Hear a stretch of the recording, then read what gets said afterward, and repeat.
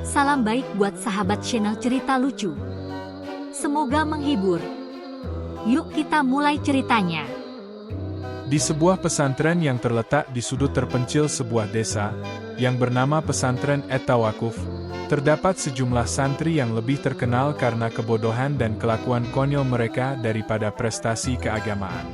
Pesantren ini bukanlah tempat yang biasa, di mana orang-orang datang untuk mencari ilmu dengan khusyuk.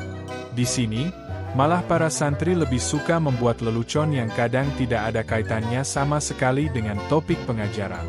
Hari itu, seperti biasa, suasana pesantren dipenuhi oleh riuh tawa, teriakan, dan bahkan sesekali suara barang-barang jatuh dari lantai atas.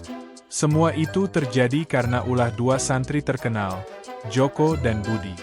Mereka berdua adalah teman karib yang selalu bersekongkol untuk menciptakan kekacauan di pesantren. Joko, yang memiliki tubuh besar dan perut buncit, dikenal dengan segala macam ide konyolnya, sedangkan Budi, si kurus, sangat ahli dalam mengeksekusi ide-ide gila tersebut. Pagi itu, Budi datang dengan wajah penuh semangat, membawa sebuah kotak besar yang berisi kertas warna-warni. Ia mendekati Joko yang sedang duduk di depan mushola, mengunyah sepotong roti. "Bro, gue punya ide gokil," serunya dengan semangat. Joko menatapnya bingung. "Jangan bilang lo bawa roti lagi buat dihancurin di depan Ustadz." "Gue udah cukup malu seumur hidup gue," jawab Joko, setengah bercanda, setengah serius. Budi tersenyum lebar. "Gak, kali ini lebih keren, bro. Kita bakal bikin sesuatu yang bisa bikin seluruh pesantren ketawa ngakak. Kita bakal bikin koalisi tawa." Joko mengerutkan kening. "Koalisi tawa? Itu apaan lagi? Lo jangan bikin gue bingung dah." Budi membuka kotak besar di depannya dan mengeluarkan kertas warna-warni, konfeti, dan beberapa benda aneh lainnya. "Kita bakal bikin tawa yang mengubah dunia, bro. Pesantren ini bakal jadi terkenal karena tawa kita. Gak ada yang bisa ngalahin kita. Ini akan jadi revolusi tawa." Joko masih bingung, namun rasa penasaran akhirnya mengalahkan keraguannya. "Oke, gue ikutan. Tapi lo harus janji, jangan ada lagi yang nyuruh gue melawak di depan Ustadz kayak waktu itu. Gue malu banget, bro." Budi mengangguk serius. "Tenang, kali ini beda. Kita bakal bikin acara besar, buat semua santri, dan yang paling penting, gak ada yang bakal merasa malu. Semua orang bakal ketawa, dari ustadz sampai para santri senior.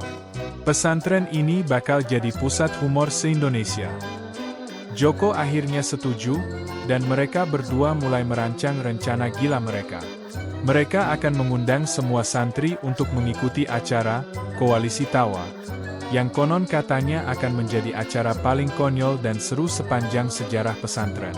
Persiapannya mulai dari latihan joget aneh-aneh, menyiapkan parodi tentang kehidupan pesantren, hingga bahkan membuat pertunjukan teater absurd yang membuat orang-orang bertanya-tanya, apakah mereka sedang berada di dunia nyata. Hari H. Setelah berminggu-minggu persiapan yang penuh dengan kecelakaan lucu, seperti Budi yang hampir jatuh dari atap saat mencoba menggantungkan spanduk bertuliskan, Koalisi Tawa Pesantren Indonesia, atau Joko yang hampir terperosok ke dalam kolam ikan saat mencuri telur ayam untuk bahan prop, hari yang dinanti pun tiba. Acara besar itu akhirnya diselenggarakan di lapangan tengah pesantren, dan seluruh santri berkumpul dengan penuh antusias. Ustadz Abdul, sang kepala pesantren, yang biasanya tegas dan serius, malah terlihat agak kebingungan ketika melihat seluruh santri bersiap-siap untuk acara yang belum pernah ada sebelumnya. Di depan panggung yang terbuat dari kayu seadanya, Budi dan Joko sudah berdiri dengan pakaian yang sangat mencolok. Joko mengenakan jas hitam dengan dasi warna-warni, sementara Budi memakai baju zirah ala kesatria dengan topi kocak yang berwarna merah menyala. Ustadz Abdul mendekat dan bertanya dengan suara berat. "Ini acara apa? Kok kayaknya gak sesuai dengan ajaran agama?" Budi segera merespon dengan gaya serius namun konyol. "Ustadz, acara ini adalah bagian dari usaha kita untuk menciptakan kedamaian batin melalui tawa. Tawa adalah obat yang bisa menyembuhkan segala kesulitan hidup, bahkan lebih efektif daripada obat batuk, jawabnya sambil menunjuk ke sekeliling. Joko menambahkan dengan gaya dramatis, "Betul, Ustadz. Tawa itu, apa ya, kayak nasi goreng yang bikin perut kenyang, tapi ini lebih ke hati. Ini adalah Koalisi Tawa Pesantren Indonesia. Kalian bakal lihat sesuatu yang belum pernah kalian lihat sebelumnya." Semua santri pun mulai tertawa, bahkan Ustadz Abdul tidak bisa menahan senyum tipisnya.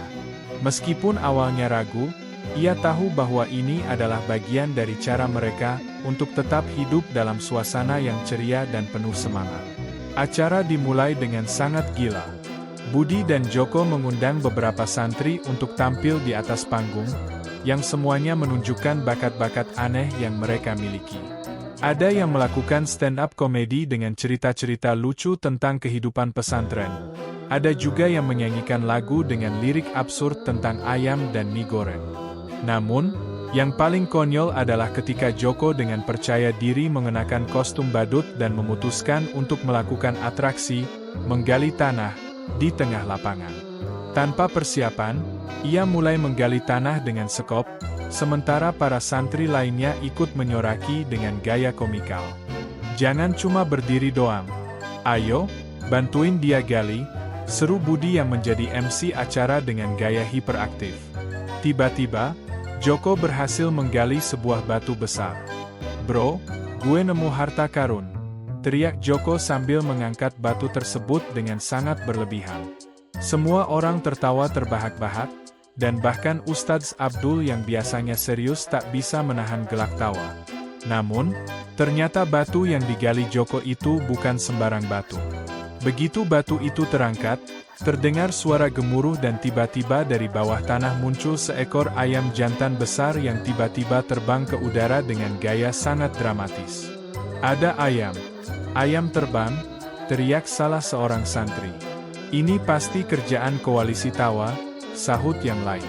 Semua orang berlarian ke sana kemari, dan suasana lapangan pun berubah menjadi kacau balau penuh tawa, teriakan, dan kebingungan. Tapi, justru disinilah keajaiban acara itu terjadi. Tawa yang tanpa henti itu membawa kedamaian di hati semua orang yang ada di sana. Sementara itu, di sudut lapangan, Ustadz Abdul mulai menggelengkan kepala. Meskipun awalnya ragu, ia akhirnya bisa merasakan betapa bahagianya seluruh santri hari itu. Pesantren ini, yang biasanya dipenuhi dengan keseriusan, kini dipenuhi dengan tawa yang hangat. Koalisi Tawa memang telah berhasil. Setelah keberhasilan acara Koalisi Tawa Pesantren Indonesia yang pertama, suasana di pesantren At-Tawakuf semakin riuh. Joko dan Budi menjadi legenda hidup di kalangan santri, dan acara itu seakan-akan menjadi bahan pembicaraan utama di setiap sudut pesantren. Tawa, kegilaan, dan segala macam kekonyolan mulai bertebaran di mana-mana. Namun entah mengapa, semua itu terasa seperti bagian dari kebahagiaan yang tak terelakkan. Namun, tak lama setelah acara itu, muncul ide baru dari Budi, yang kali ini lebih ambisius. Ia ingin mengadakan acara Koalisi Tawa yang lebih besar, dengan lebih banyak peserta dan tentunya, lebih banyak kekonyolan yang lebih menghebohkan. "Gue dapet ide. Gimana kalau kita bikin festival tawa sepesantren Indonesia? Tapi, kali ini, kita gak cuma di lapangan, kita bawa keluar pesantren," kata Budi dengan wajah penuh semangat, seakan ide gilanya itu sudah direncanakan selama bertahun-tahun. Joko yang mendengarnya hanya mengangguk setuju. "Tapi lo tahu sendiri kan, Ustadz Abdul bisa jadi marah besar kalau kita bawa acara ini sampai keluar pesantren. Lo ingat waktu kita melawak di depan Ustadz dan dia langsung pengen kasih khutbah panjang tentang pentingnya serius dalam beribadah." Budi tertawa. "Tenang aja, Joko. Kali ini kita bikin acara yang bisa dipertanggungjawabkan. Kita ajak Ustadz Abdul buat ikutan. Gimana kalau kita bikin acara Koalisi Tawa di luar, tapi pakai tema serius? Kita bilang aja ini acara silaturahmi antar pesantren dengan pendekatan tawa sebagai penghubung antar umat." Joko mengerutkan kening, kebingungannya masih jelas terlihat. Gila loh. Tapi ya udah deh, kita coba aja. Lagian kalau gak jadi, kita bisa buat acara ngumpul-ngumpul aja kok. Lagian, semua orang butuh tawa. Dengan semangat yang menyala, Budi dan Joko mulai menyusun rencana untuk membawa koalisi tawa ke level yang lebih tinggi. Mereka mulai menghubungi pesantren-pesantren lain di sekitar kota mereka, mengirimkan undangan dengan desain seadanya yang mereka buat di komputer Joko. Ayo, bergabunglah bersama kami di acara terbesar sepanjang sejarah pesantren. Koalisi Tawa Pesantren Indonesia, tertulis dengan huruf besar dan warna-warni, dengan gambar mereka berdua mengenakan kostum badut di bagian atasnya. Seperti yang diduga, respon dari pesantren-pesantren lainnya sangat beragam. Ada yang langsung tertarik dengan ide konyol itu dan mengirimkan tim untuk berpartisipasi, ada pula yang menganggap ini hanya lelucon belaka dan tidak perlu dipikirkan lebih jauh. Namun, yang paling menarik adalah pesantren-pesantren yang skeptis dan menantang koalisi Tawa, untuk membuktikan bahwa mereka bisa mengadakan acara yang lebih serius dan bermanfaat. Lo ngerti gak sih, Joko? Kita bakal bersaing sama acara-acara besar kayak lomba hafalan Al-Quran atau seminar keagamaan. Kalau kita gagal, bisa-bisa kita jadi bahan omongan se-Indonesia, kata Budi dengan cemas. Joko menepuk punggungnya dengan penuh keyakinan. Bro, kita gak perlu takut gagal. Ini tawa. Tawa itu kan gak bisa dipaksa, dan kalau orang ketawa, pasti mereka gak bisa berhenti. Itu yang kita jual, dan pasti berhasil. Pada hari H, ribuan santri dan beberapa tamu undangan dari pesantren-pesantren tetangga sudah berkumpul di lapangan luas di luar pesantren At-Tawakuf. Mereka semua penasaran dengan acara yang dijanjikan akan menjadi revolusi tawa ini. Ustadz Abdul, yang awalnya ragu, akhirnya setuju untuk ikut serta, walaupun dengan sedikit perasaan cemas tentang apa yang akan terjadi. Ini semua demi kebersamaan, demi ukhuwah Islamiyah, katanya kepada diri sendiri, mencoba menenangkan hati yang penuh keraguan. Acara dimulai dengan Budi dan Joko yang berdiri di panggung besar, mengenakan pakaian khas mereka, Joko dengan setelan jas aneh dan dasi berwarna-warni, sementara Budi mengenakan kostum alien dengan antena yang melayang-layang di kepalanya. Suasana lapangan begitu riuh, dengan tawa yang sudah bergema sebelum acara bahkan dimulai. Semua orang sudah tahu apa yang akan datang, dan mereka siap untuk tertawa tanpa henti. Selamat datang di acara yang paling gokil, paling konyol, dan yang pasti, paling penuh tawa, teriak Budi melalui mikrofon. Ini dia, Koalisi Tawa Pesantren Indonesia 2.0. Joko melanjutkan dengan gaya dramatis, hari ini kita akan membuktikan bahwa tawa bisa menyatukan kita semua. Dari Sabang sampai Merauke, kita akan bikin tawa yang tak terlupakan. Lalu, tiba-tiba, suara musik dengan ritme cepat mengalun dari pengeras suara, dan Budi mulai melompat-lompat dengan lincah, mengikuti irama yang seolah-olah datang dari planet lain. Joko, yang melihat Budi menari dengan gerakan aneh, ikut bergabung. Kedua orang ini berputar-putar di atas panggung dengan gaya yang sangat berlebihan. Tanpa mereka sadari, ternyata banyak tamu undangan dari pesantren lain yang mulai ikut tertawa. Bahkan Ustadz Abdul pun tidak bisa menahan gelak tawanya, meskipun ia mencoba untuk tetap tampak serius. Tetapi, keributan baru saja dimulai. Tiba-tiba, dari arah belakang, datang seorang santri yang mengenakan kostum gajah raksasa. Ia berjalan dengan cara sangat pelan, membuat gerakan yang terlihat sangat canggung. Semua orang tertawa terbahak-bahak, terutama ketika gajah itu tanpa sengaja menabrak sebuah tenda besar dan membuatnya ambruk dengan suara gemuruh. Gajah nabrak tenda, teriak salah seorang santri, yang semakin membuat situasi semakin kacau. Budi yang masih berada di atas panggung berusaha menenangkan orang-orang. Tenang, tenang, semua. Ini semua bagian dari acara, katanya dengan sangat bersemangat, meskipun dirinya sendiri hampir tidak bisa berhenti tertawa melihat kejadian yang konyol itu. Namun, kejadian paling kocak terjadi ketika salah seorang santri dari pesantren sebelah datang membawa seekor kambing yang diselempangkan di bahunya. Seakan-akan kambing itu adalah bagian dari kostum. Gue bawa kambing buat nambahin suasana. Kambing ini akan jadi ikon koalisi tawa, teriak santri itu sambil melambaikan kambing tersebut dengan bangga. Namun, kambing itu ternyata sangat tidak sabar dan mulai berlari-lari tanpa arah, menyebabkan lebih banyak tawa dan kehebohan di lapangan. Semua orang berlari mengejar kambing itu, dan tanpa sengaja, mereka saling bertabrakan satu sama lain, menciptakan suasana yang semakin kacau. Ustadz Abdul, yang sudah mencoba menenangkan suasana, akhirnya tidak bisa menahan tawa lagi. "Ini benar-benar gila," katanya sambil menutup wajahnya dengan tangan, tertawa terbahak-bahak. "Tapi, ini mungkin yang terbaik yang pernah saya saksikan." Dan dengan itu, tawa semakin menggema di seluruh pesantren.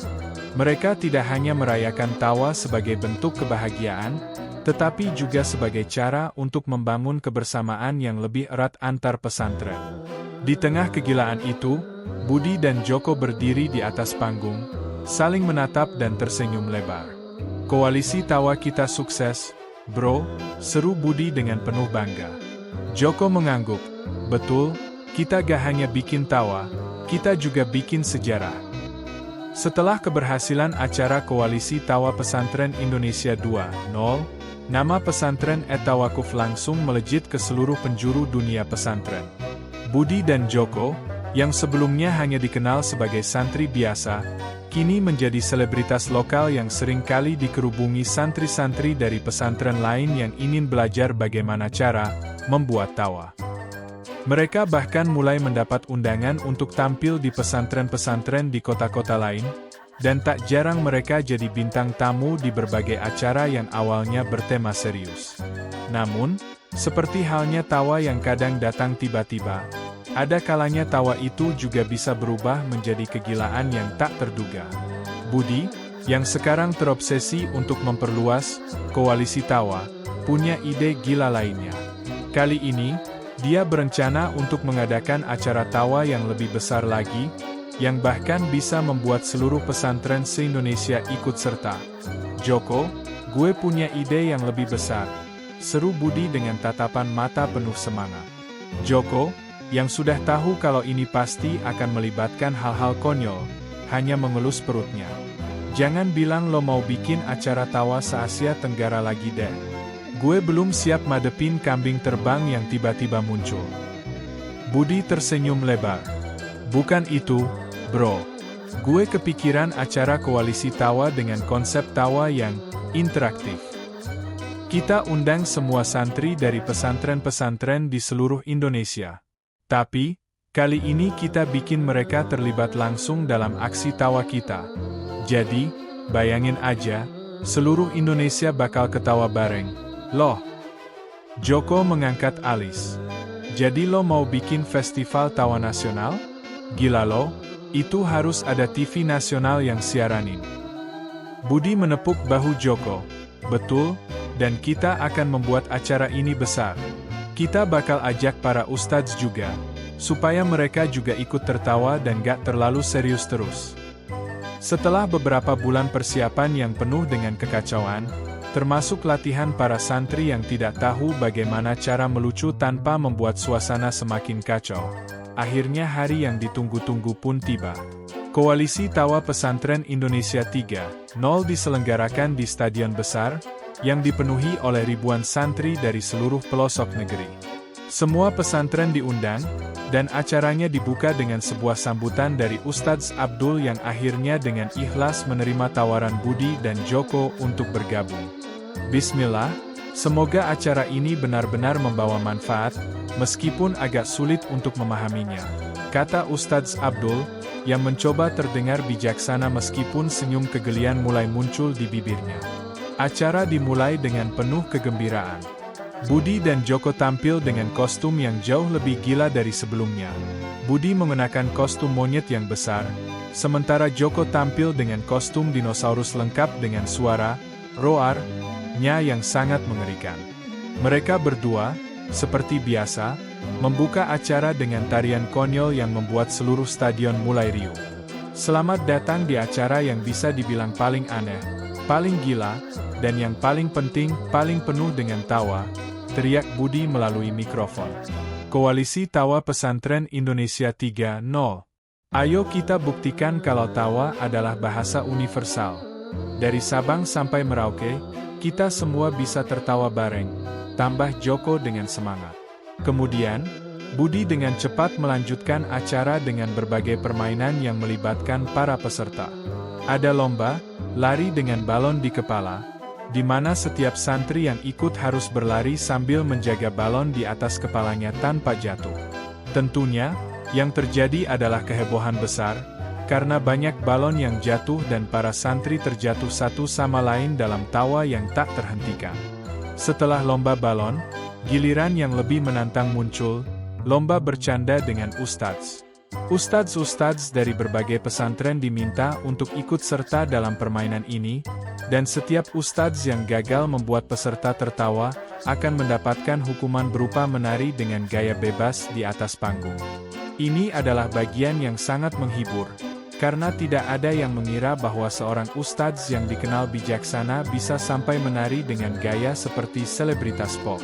Salah satu ustadz yang ikut serta, Ustadz Faiz, yang terkenal dengan cara ceramahnya yang sangat serius dan khusyuk, terpaksa ikut menari dengan gerakan aneh-aneh setelah gagal membuat para santri tertawa. Melihat Ustadz Faiz menari dengan gaya hip-hop ala Michael Jackson, seluruh stadion meledak dengan tawa. Bahkan Ustadz Abdul, yang awalnya ragu, tak bisa menahan tawa dan ikut bergoyang di sisi panggung. Namun, kejutan terbesar datang saat tiba-tiba ada keributan di sisi lain stadion. Sekelompok santri yang mengenakan kostum ala superhero, ada yang berpakaian Superman, ada yang berpakaian Batman, bahkan ada yang memakai kostum burung merak, tiba-tiba muncul di panggung sambil terbang-terbang layaknya burung. Namun mereka terbang menggunakan balon udara kecil yang mereka buat sendiri. Kehebohan ini sempat membuat acara sedikit kacau, namun justru semakin menambah gelak tawa para penonton. Tepat saat acara mulai memuncak, dan kegilaan mulai terasa semakin absurd, tiba-tiba datanglah suara keras dari pengeras suara. Perhatian! Perhatian! Kami mengumumkan pemenang lomba tawa terpanjang. Budi dan Joko, yang berada di atas panggung, segera mengambil mikrofon dan berlari menuju meja pengumuman. Ayo, siapa yang berhasil menahan tawa paling lama? Siapa yang bisa mengalahkan tawa kita berdua?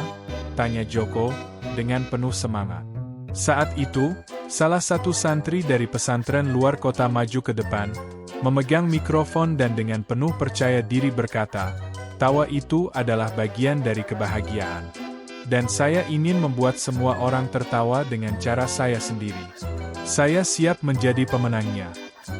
Santri itu lalu mulai bercerita tentang pengalaman konyolnya saat pertama kali datang ke pesantren, di mana dia mencoba membawa motor untuk masuk ke dalam masjid, karena dia pikir itu adalah kendaraan yang diizinkan. Ceritanya yang sangat sederhana itu membuat seluruh stadion terbahak-bahak. Tawa begitu riuh sehingga hampir semua orang tertawa tanpa bisa berhenti. Malam itu, setelah acara selesai, seluruh stadion dipenuhi dengan tawa yang tak terhenti. Para santri berpelukan, saling berbagi cerita lucu dan kenangan tentang acara tersebut. Bahkan para ustadz yang biasanya sangat serius, kini bisa tertawa bersama santri mereka. Mereka semua merasa lebih dekat, seolah ada ikatan yang kuat yang tercipta hanya dengan satu hal yang sangat sederhana, tawa. Di bawah cahaya bulan yang lembut, Budi dan Joko duduk bersama, menatap keramaian yang masih berlangsung di stadion. Bro, kita berhasil. Ini lebih besar dari yang kita bayangkan, seru Budi dengan bangga. Joko tersenyum lebar, iya, kita nggak cuma bikin tawa. Kita juga bikin kenangan yang bakal dikenang seumur hidup. Koalisi tawa kita nggak cuma bikin orang tertawa, tapi juga bikin mereka merasa bahagia. Dan malam itu, Koalisi Tawa Pesantren Indonesia berhasil mencapai puncaknya, sebuah pesta tawa yang mengguncang pesantren-pesantren Indonesia dan mengingatkan semua orang akan betapa pentingnya kebahagiaan, kegembiraan, dan tawa dalam hidup mereka. Tawa memang bisa mengubah dunia, dan koalisi tawa telah membuktikan itu.